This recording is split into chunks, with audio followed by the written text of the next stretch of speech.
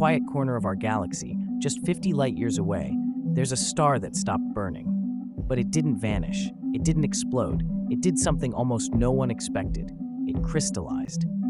This star, now called Lucy, is no longer a fireball of fusion. It's a diamond the size of Earth.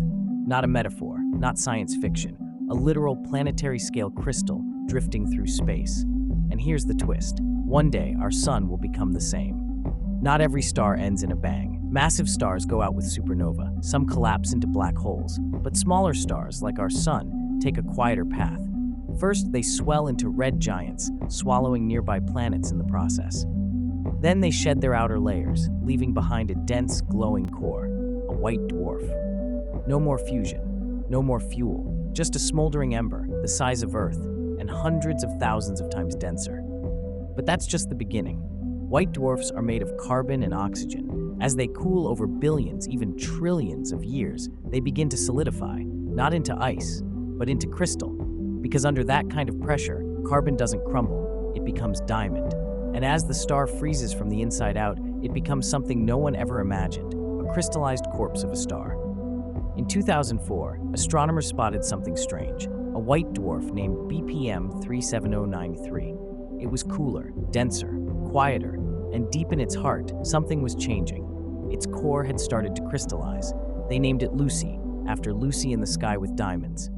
Estimated weight, 10 billion trillion carats, a literal diamond, the size of our planet. You can't see diamond through a telescope. So how did they know? Through asteroseismology, the science of listening to starquakes. Stars don't just shine, they hum, vibrate, resonate like giant bells. And Lucy's seismic signature matched a solid structure, not a gas or liquid. It wasn't just cooling, it was transforming. In 5 billion years, our sun will follow the same script. First, it expands into a red giant.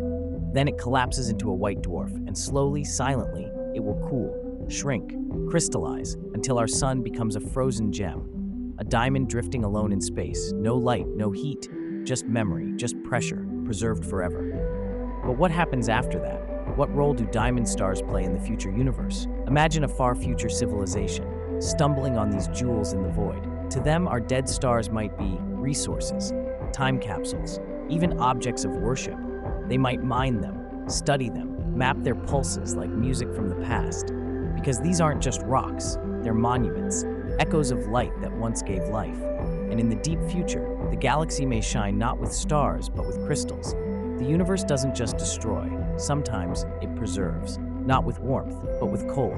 Not with light, but with structure. A diamond star that sings, that remembers. Subscribe to Beyond Light Years, where space isn't just explained, it's reimagined. And drop a comment below. Diamond or star, what do you see?